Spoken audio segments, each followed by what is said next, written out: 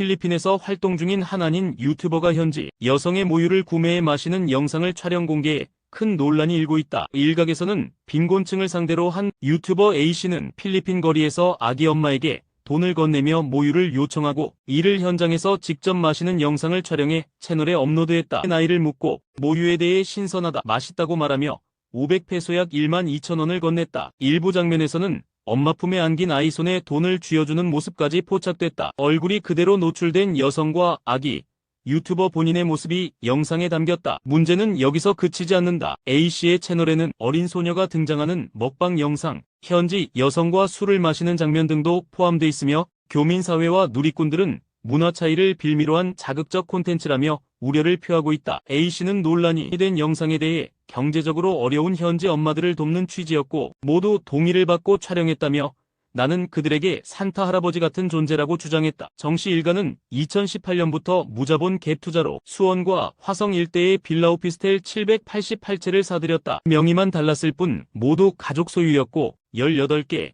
임대법인과 공인중개사 사무소 3곳까지 만들었다. 이들은 보증금과 대출로 버티는 허상뿐인 부동산 제국을 세웠다. 하지만 부동산 호황이 꺾인 2021년 건물 가치는 대출금과 보증금에도 못 미치는 깡통주택이 됐고 돌려줄 돈이 없어지자 임차인 511명에게 760억 원의 피해를 입혔다. 그중 상당수는 이 30대 청년들과 신혼부부였다. 심지어 정 씨는 이 돈으로 30억짜리 토지 매입, 모바일 게임 아이템 구입 등 사치를 즐겼고 법인카드 상품권 깡으로 현금화에 은닉했다. 공인중개사들도 거짓 설명으로 피해자들을 안심시켰다. 판결문에는 피해자의 자살 사실도 언급됐다. 법원은 정 씨에게 사기죄 가중 최고형인 징역 15년, 아내와 아들에게는 각각 6년 4년형을 선고했다.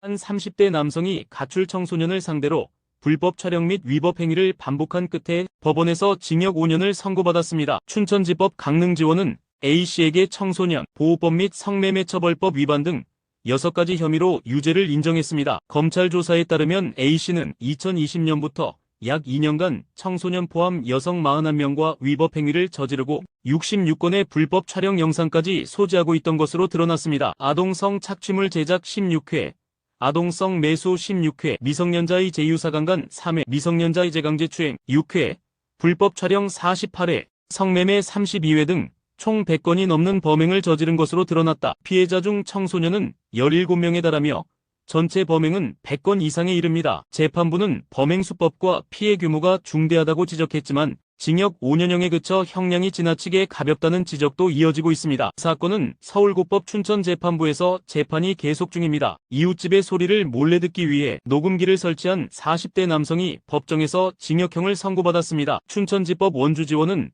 통신비밀보호법과 주거침입 및 혐의로 기소된 A씨에게 징역 6개월과 자격정지 1년 그리고 집행유예 2년을 선고했습니다. A씨는 지난해 11월 복도에서 들려오는 이웃 B씨의 사적인 소리에 성적 호기심을 느껴 범행을 계획했습니다. 이후 올해 2월 초소형 카메라를 피해자 집 근처에 설치하고 심지어 도어락 비밀번호를 알아내 직접 침입하기까지 했습니다. 며칠 뒤인 2월 16일엔 피해자의 집에 다시 침입해 침대 매트리스 사이에 녹음기까지 설치했습니다. 그러나 이 녹음기는 평소보다 일찍 귀가한 피해자에게 발각되며 범행이 들통났고 A씨는 현장에서 체포돼 구속상태로 재판을 받았습니다. 재판부는 피해자의 사생활을 중대하게 침해한 범죄라고 질타했지만 초범이라는 점 등을 고려해 집행유예를 선고했습니다.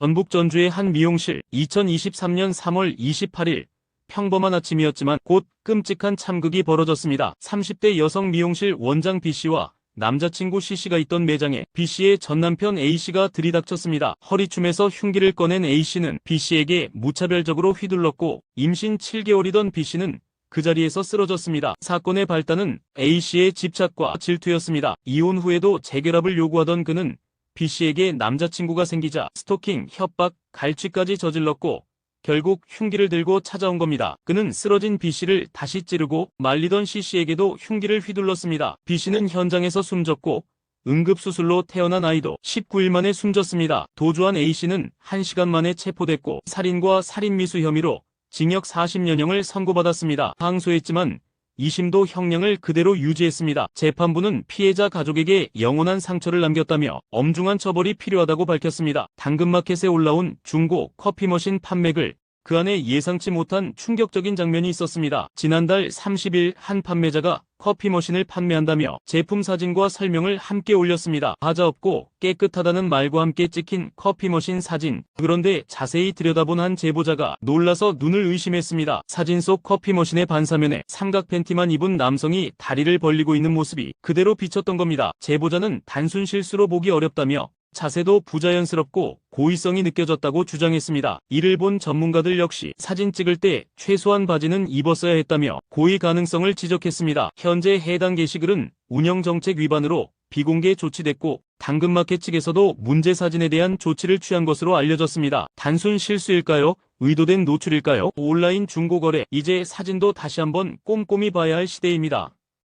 서울 동작구에서 너무도 안타까운 사고가 발생했습니다. 버스에서 내린 20대 여성이 단 한순간의 실수로 세상을 떠났습니다. 사건은 지난 9일 밤 9시 40분경 동작구 상도동의 한 마을버스 정류장에서 벌어졌습니다. 20대 여성 A씨는 마을버스에서 내린 직후 걸어가던 중 발을 헛디뎌 넘어졌고 그대로 버스의 오른쪽 뒷바퀴에 깔리는 사고를 당했습니다. 버스 운전자는 사고 직후 곧바로 A씨를 병원으로 옮겼지만 안타깝게도 A씨는 끝내 숨을 거두고 말았습니다. 사고를 낸 운전자는 60대 남성으로 교통사고 처리 특례법 위반 혐의로 입건된 상태입니다. 경찰은 정확한 사고 경위를 조사 중입니다. 갑작스럽게 세상을 떠난 A씨의 비보에 주변은 큰 충격과 슬픔에 빠졌습니다. 버스 하차 후 몇 걸음 사이 누구에게나 일어날 수 있는 작은 실수였기에 더욱 마음이 아픕니다.